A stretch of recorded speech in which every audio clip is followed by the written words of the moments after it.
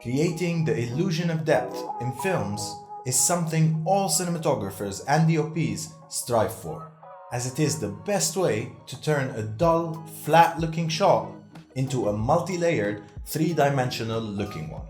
And that, you guessed it, starts with lighting. Now make sure to stick until the end because I'll be sharing some really good stuff. And before we start, if you want more content like this on cinematography and lighting, make sure to subscribe and hit that bell button. Let's start with this shot as an example.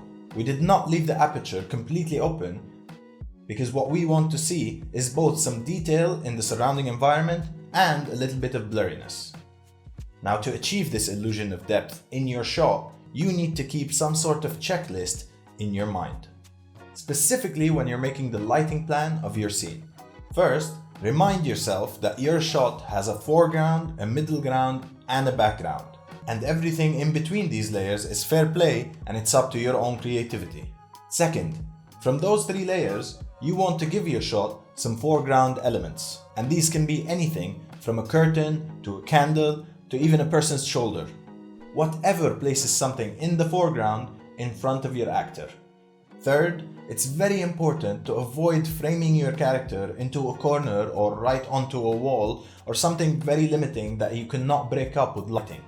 That, of course, is unless you're trying to do that on purpose and kind of like imprison your character in the frame. So instead, what we try to do is we find the deepest angle in our shot that is the most interesting. It might be harder to light, but it's going to look so much better than just using a flat background.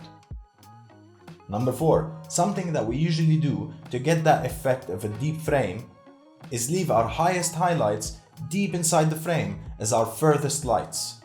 This helps create a kind of window effect, which in turn makes our audience feel like there's a continuation to our world outside of the frame. Fifth, now here comes the juicy bit. Create pools of light. This is right from John Elton, the master of lighting.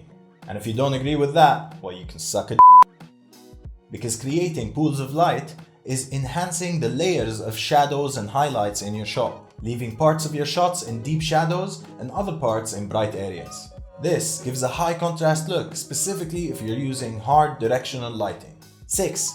Use different sources of light in your frame, like the bluish moonlight from the front and the warm lights in the background.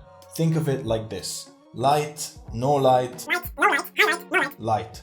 Mix it up and accentuate the layers in the scene that you are filming, whether it's through intensity and quality of light or the color of light. But what happens if you want your light to communicate a certain feeling? You need to know directions. Check this video out and learn all about it. Now until next time, Cine Stuff out.